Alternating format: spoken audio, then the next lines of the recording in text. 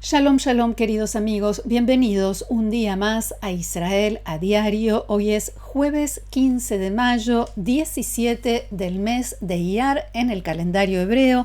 Llevamos 587 días de esta tremenda guerra. Todavía hay 58 rehenes en la franja de Gaza y hoy tenemos que comenzar con una noticia muy, muy triste.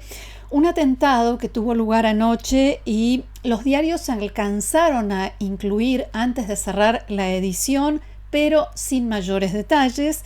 El que más lo destaca en su primera plana es Yediot Aharonot, que encabeza con el titular allí arriba: atentado en Samaria, herida en estado crítico una mujer embarazada en etapa avanzada del embarazo.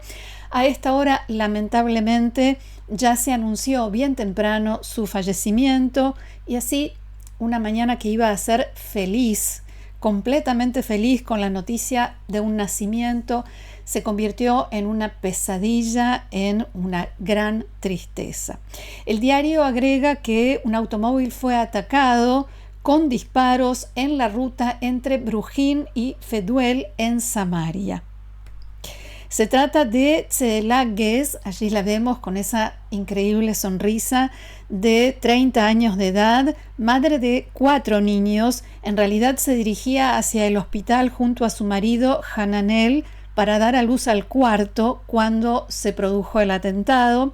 Allí, en esa carretera, uno o más atacantes abrieron fuego contra vehículos israelíes y los disparos alcanzaron a Tzeela, que iba conduciendo el vehículo, y falleció debido a las heridas. Su marido sufrió lesiones leves. Tzeela fue trasladada al hospital Beilinson en la localidad de Petah Tikva y durante los intentos, los esfuerzos por salvarle la vida, los médicos le realizaron una cesárea de emergencia. El recién nacido fue trasladado al Hospital Infantil Schneider, que se encuentra en el mismo complejo hospitalario, y allí los médicos están haciendo grandes esfuerzos para salvarle la vida. Desde allí informaron que el estado de salud del bebé es extremadamente grave. Un familiar dijo hace muy poquito que en realidad está entre la vida y la muerte y se encuentra en la sala de cuidados intensivos. Las fuerzas de defensa de Israel informaron que iniciaron una búsqueda del terrorista que disparó contra varios vehículos en la ruta 446 a las afueras del asentamiento Brujín, donde reside la familia Gez. Allí vemos las imágenes que difundió el propio ejército, que informó que envió tropas y un dron de la Fuerza Aérea para la búsqueda, y que los soldados rodearon y bloquearon las entradas de la vecina ciudad palestina de Brooklyn. Hay también controles en toda el área y hay que decir que se trata del cuarto atentado terrorista en la misma zona de Brooklyn y Barkan en 4 meses. Los anteriores se registraron en diciembre, marzo y abril, y atentados con las mismas características: un solo atacante con armas largas, un ataque llevado a cabo en la oscuridad, en plena noche. En todos estos casos, el atacante no fue atrapado y en las fuerzas de seguridad incluso creen que puede llegar a ser el mismo, que una y otra vez, con pausas de algunas semanas, vuelve a la misma zona para cometer atentados con disparos, solo que esta vez el resultado fue especialmente y altamente letal y causó un daño irreparable. Otro punto que destacaban esta mañana en Galei Tzahal, la radio del ejército de Israel, es que en Judea y Samaria hay escasez de efectivos. El frente es cubierto ahora solo por soldados reservistas de las Fuerzas de Defensa de Israel, ya que las unidades del servicio regular tuvieron que dejar el área para unirse a la preparación del operativo amplio, de la ampliación de los combates en la Franja de Gaza. El desafío de seguridad que, según decían en Galei Tzahal, podemos denominar como la frazada corta de las fuerzas israelíes en estos tiempos. Vamos ahora a una noticia que no está en los diarios de hoy, pero que ha tenido gran repercusión no solo en Israel, también a nivel internacional. Ali Shamkhani, asesor del líder supremo de Irán y una persona muy cercana al ayatolá Ali Khamenei, dijo que Irán está dispuesto a llegar a un acuerdo con Estados Unidos a cambio del levantamiento de las sanciones económicas a su país. Shamkhani aseguró que Teherán se va a comprometer a no fabricar nunca armas nucleares, a deshacerse de sus reservas de uranio altamente enriquecido, a enriquecer uranio únicamente a los niveles mínimos necesarios para uso civil y a permitir que inspectores internacionales supervisen el proceso. Mientras tanto, en el marco de su visita a Qatar, el presidente de Estados Unidos destacó las inmejorables relaciones entre los dos países y suyas con el emir de Qatar, Tamim bin Hamad Al Thani, quien, según dijo, hace mucho en el asunto iraní. You're also working with us very closely with respect to negotiating a deal with Iran, which is the far friendlier course that you would see. También está trabajando muy estrechamente con nosotros para negociar un acuerdo con Irán, que es la vía mucho más amistosa que podrían ver. O sea, tenemos dos vías, solo dos. No hay 3, 4 ni 5, hay dos. Hay una amistosa y una no amistosa. Y la no amistosa es una vía violenta y no quiero eso. Lo diré desde el principio, no quiero eso, pero tienen que ponerse en marcha. Espero que los líderes iraníes entiendan que lo que están haciendo, o sea, lo que Qatar está haciendo, decía Trump, y realmente lo están haciendo por ellos, es un gran favor. Trump dijo que los líderes iraníes tienen que tomar la decisión, aprovechar la ayuda que el emir de Qatar está poniendo en los intentos por lograr el acuerdo nuclear y darse cuenta de que tienen un buen amigo en Qatar y también un buen amigo en él, dijo, si se mira bien, si se observa con calma, porque otro en su lugar ya habría tomado el camino más fácil, que es también mucho más duro en sus palabras. Abro comillas, porque queremos ver a Irán prosperar y tener éxito, dijo Trump, y que todos estén contentos. Y queremos que esto termine pacíficamente y no de forma horrible. En la mañana de hoy también se produjo una escena interesante, por calificarlo de algún modo, cuando durante una reunión de líderes empresariales en Doha, Trump habló sobre lo sucedido en Israel el 7 de octubre de 2023 y dijo que fue uno de los peores días de la historia mundial, no solo de esta región. El presidente estadounidense afirmó que el ataque liderado por Hamás contra Israel fue uno de los peores y más atroces ataques jamás vistos y agregó que habrá que lidiar con la organización Hamás. Abro comillas nuevamente, estamos trabajando arduamente en Gaza.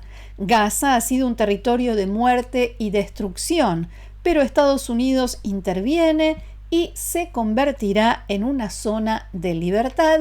Palabras de Donald Trump, sin mencionar, por supuesto, el vínculo entre Hamás y los gobernantes de Qatar que tenía frente a él y su ayuda y apoyo a esta organización.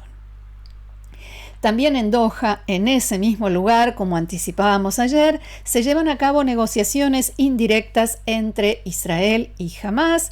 En el marco de la visita de Trump, el primer ministro de Qatar, Mohammed bin Abdulrahman Al Thani, criticó a las autoridades israelíes por enviar lo que calificó de mala señal al seguir bombardeando la Franja de Gaza al mismo tiempo que envía una delegación a las negociaciones. Una señal, dijo, de que no están interesadas las autoridades israelíes en las negociaciones. Esto, también afirmó, a pesar de la liberación del soldado israelí Idan Alexander hace apenas unas horas.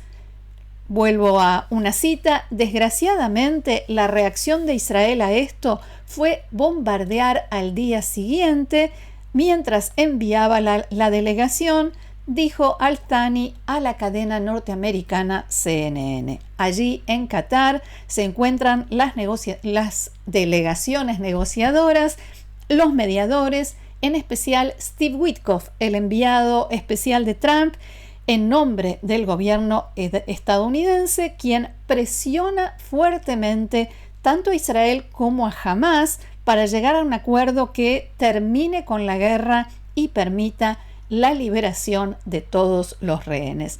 Y esto me lleva a la primera plana del diario Ma'ariv, cuyo titular, allí bien grande, es Acuerdo o Escalada, Iská o Aslama, o sea, acuerdo de liberación de los rehenes u operación militar amplia. El principal tema sobre el que no hay acuerdo, o sea, el tema de la discordia, dice el diario, es la declaración de fin de la guerra, algo que el gobierno israelí no quiere. Durante la jornada de ayer, el primer ministro Netanyahu habló por teléfono varias veces con Steve Witkoff, que ya estaba en Qatar, lo cual fue interpretado por los medios aquí en Israel como una señal de las limitaciones que tiene la delegación que envió el primer ministro Netanyahu a negociar y la poca influencia y poder de decisión con que cuentan quienes representan a Israel en esa mesa de diálogo. Los últimos informes hablan de estancamiento, al menos por ahora. Los estadounidenses están ofreciendo varias opciones, nos cuentan hoy los medios israelíes, desde un cese de fuego muy reducido y la liberación de una parte de los secuestrados. Incluso se habla de la mitad de los que están con vida, o sea, serían aproximadamente 10, antes de que comience la nueva incursión militar israelí a gran escala en la franja, anunciada para este fin de semana.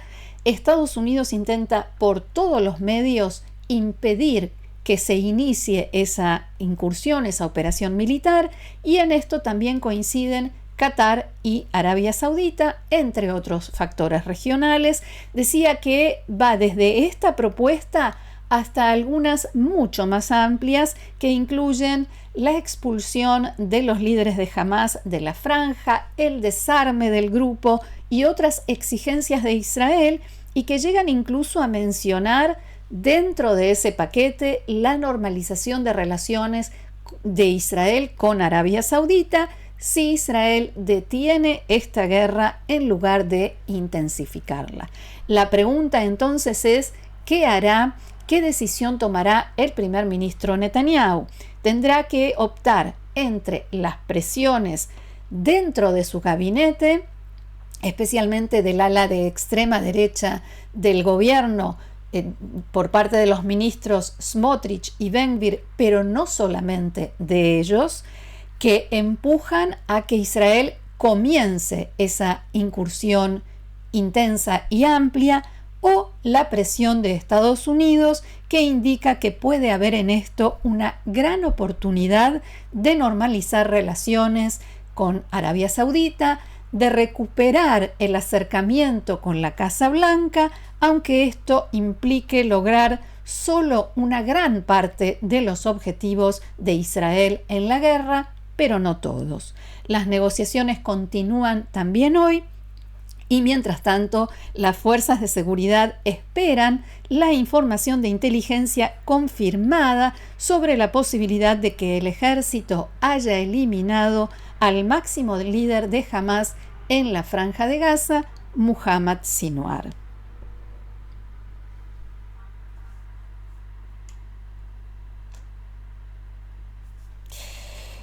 Allí vemos el video publicado por las Fuerzas de Defensa de Israel, la portavocía de Tzal, sobre este ataque, el lugar donde se produjo el ataque llevado a cabo hace 2 días en un complejo subterráneo ubicado debajo del Hospital Europeo en Han Yunis, en el norte de la Franja de Gaza.